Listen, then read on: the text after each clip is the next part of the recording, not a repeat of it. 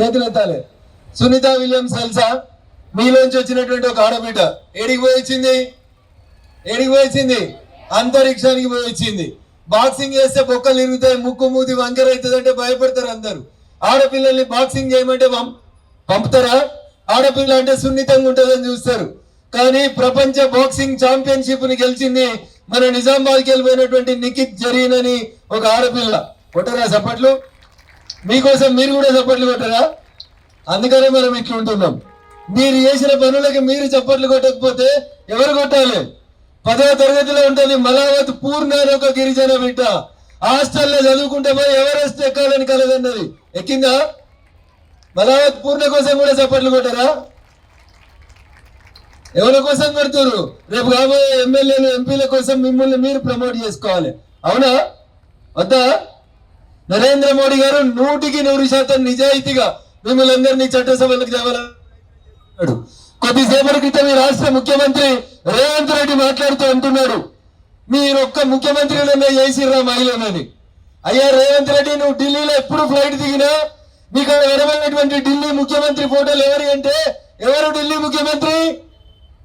సప్పుడు గారు రేఖా గుప్తా గారు ఢిల్లీ ముఖ్యమంత్రి. బహుశా రేవంత్ రెడ్డి గారికి ఢిల్లీ ముఖ్యమంత్రి ఎవరో తెలియదు అనుకుంటా. తెలుసా?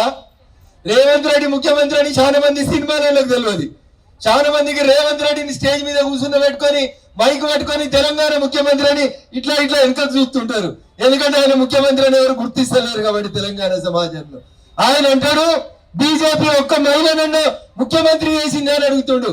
వెనుకటికి నరేంద్ర మోడీ గారు చేసిండ్రు గుజరాత్ ముఖ్యమంత్రిగా ఆనందీబెన్ పటేల్ ని చేసిండ్రు. ఎవరిని? ఆనందీబెన్ పటేల్ ని చేసిండ్రు. అయ్యా రేవంత్ రెడ్డి గారు జర చూడు, నువ్వు ఢిల్లీ ఎయిర్పోర్ట్ లో దిగంగానే ఫస్ట్ కనబడే పోట ఢిల్లీ ముఖ్యమంత్రి ఎవరు? రేఖా గుప్తా గారు. ఇంకో మాట అడిగిండు రేవంత్ రెడ్డి, కాంగ్రెస్ పార్టీకి మహిళల అధ్యక్షులు ఉన్నారు, బీజేపీకి మహిళలు అడిగిండు. రేవంత్ రెడ్డి గారు ఎవరున్నారు? అయితే నెహ్రూ బిడ్డ లేకపోతే నెహ్రూ ఇంటికి వచ్చినటువంటి ఒక కోడలి పిల్ల తప్ప ఈ దేశం లోపల కాంగ్రెస్ పార్టీ అధ్యక్షురాలిగా పనిచేసేందుకు సోనియా గాంధీ దాదాపు 2 దశాబ్దాలు పనిచేస్తుంది. కానీ ఇంకెవరికి కూడా అవకాశం ఇవ్వలేనటువంటి కుటుంబం మీది. మేము ఖచ్చితంగా ఈ దేశ ప్రథమ పౌరురాలు ఎవరు తల్లి? ఎవరు ప్రథమ పౌరురాలు అంటే ఎవరు? రాష్ట్రపతి. ఎవరు ఈ దేశ ప్రథమ పౌరురాలు? ద్రౌపది ముర్ము. ఓ గిరిజన బిడ్డ, ఓ చిన్న పల్లెటూరుకి వెళ్ళి వచ్చింది, ఒడిశాకి వెళ్ళి. ఏడున్నది ఎలా?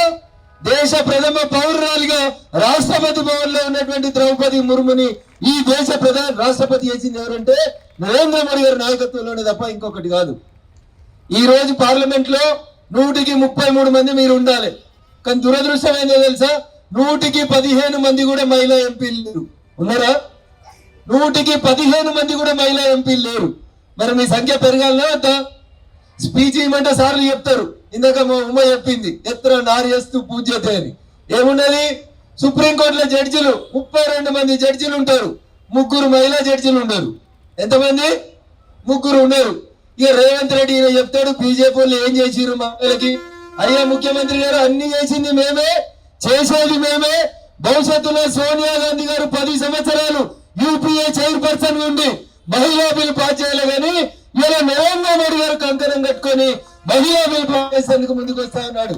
ఆ సభలో ఆ చట్టాన్ని అమలు చేసే టైంలో ఒక పార్లమెంట్ నాకు ఉండేందుకు అవకాశం కల్పించిన మా మెదక్ పార్లమెంట్ నియోజకవర్గ ఓటర్ మహాశయులందరూ కూడా శిరస్సు వంచి నమస్సుమాంజలు ప్రణామాలు తెలియజేస్తా ఉన్నాను.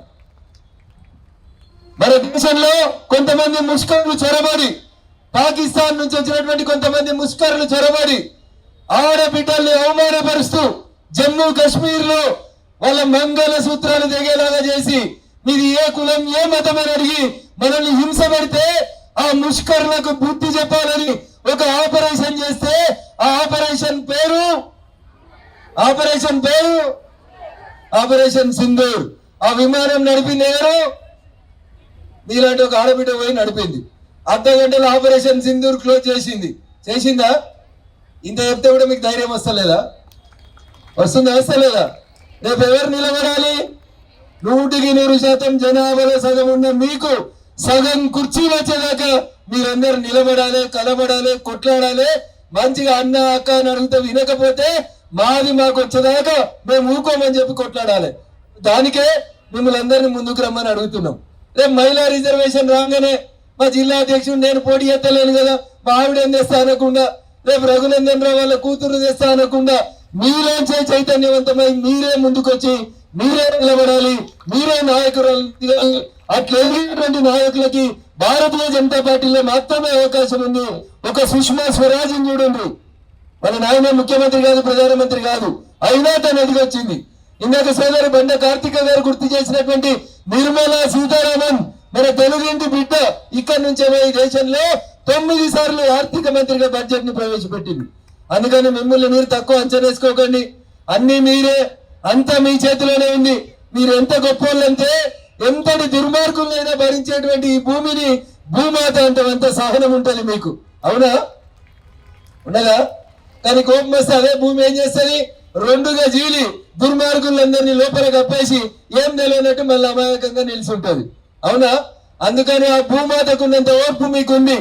75 సంవత్సరాల నుంచి మీకు సగం కుర్చీలు ఇవ్వకుండా ఏ రాజకీయ పార్టీ కూడా ముందుకు రాకపోతే ఈ రోజు భారతీయ జనతా పార్టీ నరేంద్ర మోడీ గారి నాయకత్వంలో ముందుకు వచ్చిన సందర్భంగా మిమ్మల్ని చైతన్యవంతుల్ని చేయాలనేటువంటి సదుద్దేశంతో ఇంత ఎండలో మిమ్మల్ని అందరినీ కష్టపెట్టి ఈ ర్యాలీకి తీసుకొచ్చినాం. ఆ ట్రాఫిక్ లో ఇరుక్కపోయినటువంటి పెద్దలందరికీ కూడా శిరస్సు వంచి నేను మరొకసారి వారందరినీ కూడా క్షమించమని అడుగుతూ, దాదాపు గంటన్నర నుంచి ఈ ర్యాలీలో పార్టిసిపేట్ అయినటువంటి మీకు అందరికీ కూడా మరొకసారి కృతజ్ఞతాభివందనాలు తెలియజేస్తూ, ఈ ర్యాలీ సక్సెస్ కావడానికి మా సోదరుడు విభీషణ్ దాదాపు అన్ని పాఠశాలలు కళాశాలలకు తిరిగి చాలా కష్టపడి జిల్లా అధ్యక్షుడు వారికి ఇంట్లో కొంచెం హెల్త్ ఇష్యూస్ ఉన్న కారణం చేత చింతా సంతోష్ గారు, విభీషణ్ రెడ్డి గారు, అదే రకంగా పట్టణ అధ్యక్షులు మా సోదరు రాధా వేణుగోపాల్ గారు, మీరందరూ ముందుండి తిరిగి ఈ మీటింగ్ ని ఇంత గొప్పగా సక్సెస్ చేశారు. తెర వెనుక తెర ముందు ఈ మీటింగ్ సక్సెస్ కావడానికి సహకరించినటువంటి ప్రతి భారతీయ జనతా పార్టీ ఆత్మీయ కుటుంబ సభ్యునికి శిరస్సు వంచి నమస్సుమాంజలు తెలియజేస్తూ ఈ కార్యక్రమాన్ని ఇంతటితో ముగిస్తా ఉన్నాం.